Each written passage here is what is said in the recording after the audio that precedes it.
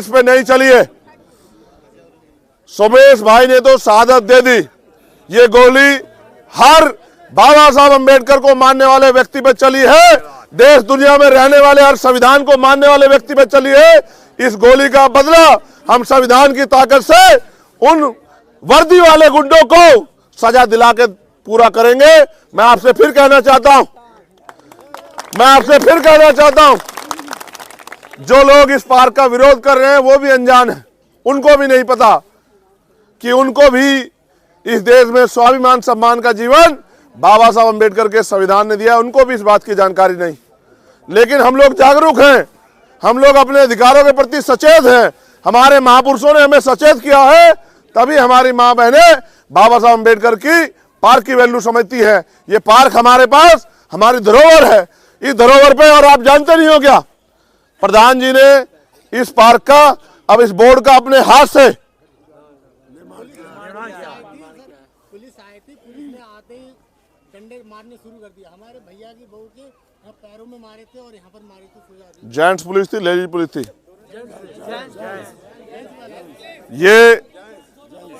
ये मुख्यमंत्री योगी आदित्यनाथ जी का रामराज है, जिसमें जेंट्स पुलिस महिलाओं को पीटेगी और फिर गोली चलाएगी। शर्म करो। अगर शर्म अगर बची है तो शर्म करो। इतने बेवकूफ मत बनो कि नेताओं के टट्टू बन जाओ। इतने बेवकूफ मत बनो कि नेताओं के चापलूस चमचे बन जाओ और गरीबों के, ये इनकी दुआएं बद्दुआएं तुम्हें जीने नहीं देगी। इनकी बद्दुआएं, उसकी मां के आंसू, गरीबों की हाय कैसी होती है आपको पता है ना? कैसी होती है गरीबों की हाय? कहते हैं कि कुदरत की लाठी में आवाज नहीं होती है। कुदरत की लाठी जब चलती है तो अच्छे अच्छे का घमंड टूट जाता है।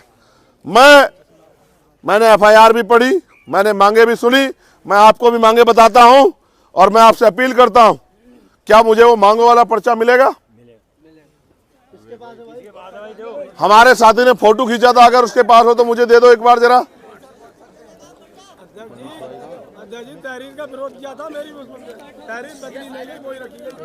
आज मैंने डीएम कमिश्नर के सामने उस तहरीर का विरोध किया था, ये गलत है। कोई एक आदमी हमें दे दो और बाकी लोग बैठ जाओ अपनी जगह पे। ये आगे फोन लेके बस आगे बेटा, बस आगे बैठ जाओ। देखो, ये सबसे बड़ा मजाक है कि जिनके कंधों पे गरीबों की सुरक्षा करने की जिम्मेदारी है, जिनको देख के हर पीड़ित अपने आप को सुरक्षित महसूस करता है, वही अगर कानून से खिलवाड़ करने लग जाए, अगर इस एफआईआर को देखेगा तो वह हंसेगा। 25 लोगों पे मुकदमा और पूरी जो भाषा शैली लिखी गई है वो ऐसी भी नहीं कि वो कोर्ट में एक दिन टिक जाए। ये जानबूझ के इस घटना को बदलने के लिए और अपने साथियों को बचाने के लिए किया। लेकिन संविधान तो ये कहता ना कि अपराध करने वाला चाहे मुख्यमंत्री हो, प्रधानमंत्री, किसान हो, मजदूर, जो अपराध करेगा उसको सजा मिलेगी। यहां मांग ये है, पहली मांग, उप जिलाधिकारी के विरुद्ध रिपोर्ट दर्ज करते हुए कार्रवाई की जाए, उसको नौकरी से बर्खास्त किया जाए। क्या नौकरी से बर्खास्त किया गया? नहीं है? वो गोली चलाएगा और उसकी बदली होगी। सिर्फ हमारे भाई की जान चली गई, उसकी बदली होगी। बहुत अच्छे। चौकी पर तैनात चौकी इंचार्ज एवं समेत पुलिस कर्मियों को नौकरी से बर्खास्त किया जाए। मैं ये नहीं कहता जिसका दोष है, इसका दोष नहीं है, उस पर कार्रवाई करो। लेकिन मैं पूछना चाहता हूं, जिस पुलिस ने ये नंगा नाच किया, क्या उन पुलिस वालों पे कार्रवाई होनी चाहिए, नहीं होनी चाहिए? मृतक के परिजनों को 1 करोड़ रुपए का मुआवजा दिया जाए। आप याद करो, लखनऊ में यूपी पुलिस के एक जवान ने गोली मार के एक व्यक्ति की हत्या की। मुख्यमंत्री ने उस परिवार को बुलाया और 50 लाख रुपए का मुआवजा दिया और क्लास 1 की नौकरी जो है वो उसकी पत्नी को दी। ये हत्या किसने की? किसने की हत्या? पुलिस ने। तो फिर आपसे दोहराया क्यों हो रहा है? आपको भी वो मुआवजा और वो नौकरी मिलनी चाहिए, नहीं मिलनी चाहिए? बताओ। एक और घटना हुई थी, एक व्यापारी को आजमगढ़ में या गोरखपुर में पुलिस ने होटल में घुस के मारा, उसके परिवार को भी मुआवजा और उसकी पत्नी को भी या उसके परिवार किसी व्यक्ति को नौकरी दी गई। ये 2 उदाहरण हमारे सामने है जो उत्तर प्रदेश सरकार ने उत्तर प्रदेश पुलिस की अपराध करने पे किया। लेकिन अभी हमारे व्यक्ति को क्या मिलेगा इसकी जानकारी हमें नहीं। किसका फोन है ये? इसका लॉक खोलना।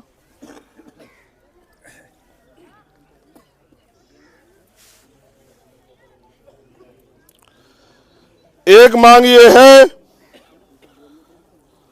अंबेडकर पार्क को शीघ्र बनाए जाने की अनुमति एवं सरकारी निधि से सौंदर्यीकरण कराया जाए, साथ ही मृतक की प्रतिमा पार्क में लगाई जाए। आप ये बताओ, जिस अंबेडकर पार्क के लिए हमारे भाई ने बलिदान दिया और हमारी माओ बहनों ने लाठियां खाई, क्या उस अंबेडकर पार्क का निर्माण जल्दी जल्दी होना चाहिए नहीं होना चाहिए? और मेरी बात को गौर से सुनो, यहां पूंजीपतियों को, धन्ना सेठों को, उद्योगपति को 1-1 रुपए लीज पे 100 साल के लिए जमीन, 60 साल के लिए, 50 साल के लिए उद्योग लगाने के लिए दी जाती है। लेकिन जो लोग खेती करते हैं, मेहनत करते हैं उस मिट्टी में, उनको वो जमीन उनके नाम नहीं होती। ये कितना एरिया होगा पूरा?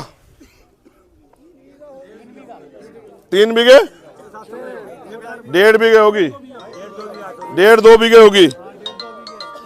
1.5-2 बीघे के अगर इनको पैसे चाहिए तो पैसे ले लेते, लेकिन हमारे भाई की हत्या तो ना करते, हम इनके पैसे दे देते, लेकिन ये कम से कम हमारे भाई को तो छोड़ देते। सर में गोली जान से मारने की नीयत से मारी जाती है। अगर कोई बहुत बड़ा इस तरह की स्थिति हो जाए तो लॉ एंड ऑर्डर मेंटेन करने के लिए पैर में गोली मारी जाती है, यही रूल है। लेकिन सर में गोली मारी गई और वहां तो मारने वाले का मोटिव साफ था कि वो उसकी हत्या करना चाहता था। ठीक है, रिपोर्ट के अनुसार दोषी व्यक्तियों को शीघ्र जेल भेजा जाए। कोई गिरफ्तार हुआ? जख्मी लोगों की आर्थिक मदद की जाए।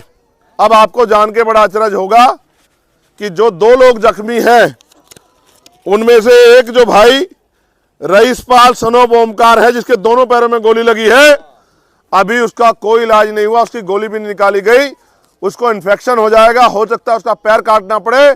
और मुझे लगता है कि प्रशासन और पुलिस उसके भी मरने का इंतजार कर रही है कि ना रहेगा बांस, ना बजेगी बांसुरी, ना रहेगा रईसपाल, ना देगा कोई गवाही, और इनके जो साथी जिन्होंने गोली चलाई है, जिन्होंने अपराध किया है, वो सरेआम बच जाएंगे। रमन सनोब वीर सिंह हाथ में गोली लगी है, इसका संज्ञान भी नहीं लिया गया।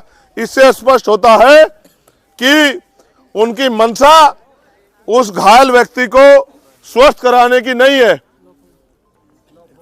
और आखिरी मांग ये है, ये दे दो पकड़ के, इतनी देर काम है।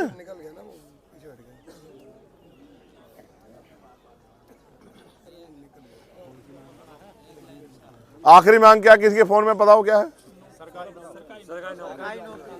और सरकारी नौकरी पे मैं पहले ही बात रख चुका हूं कि सरकार ने दी है। भाई कानून सबके लिए बराबर है ना, नियम सबके लिए बराबर है ना।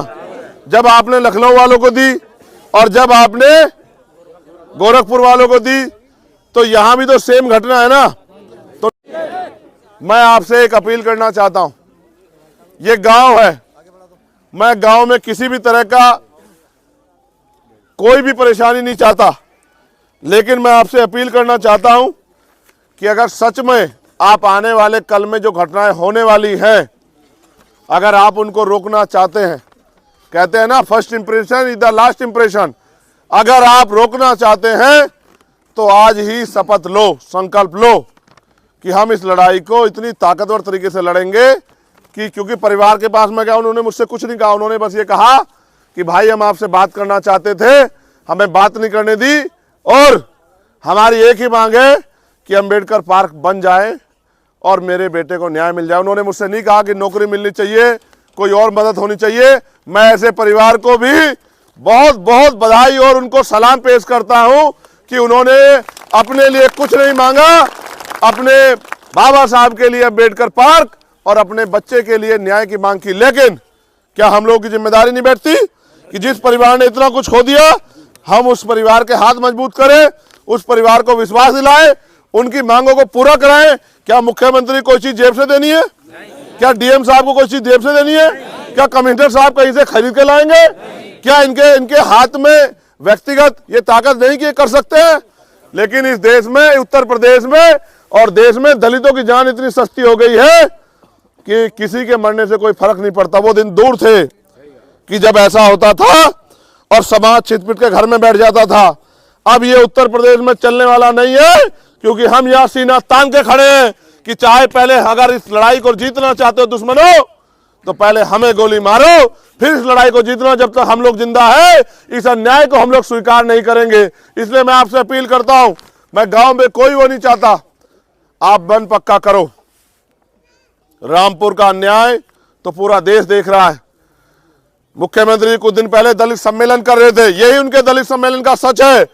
मैं कॉल दूंगा और आपसे अपील करूंगा, अभी जिलाधिकारी से बात करूंगा, कमिश्नर से बात करूंगा, एसएसपी से बात करूंगा। अगर वो इस मांगों पे खड़े नहीं उतरे, जो समय वो तय करेंगे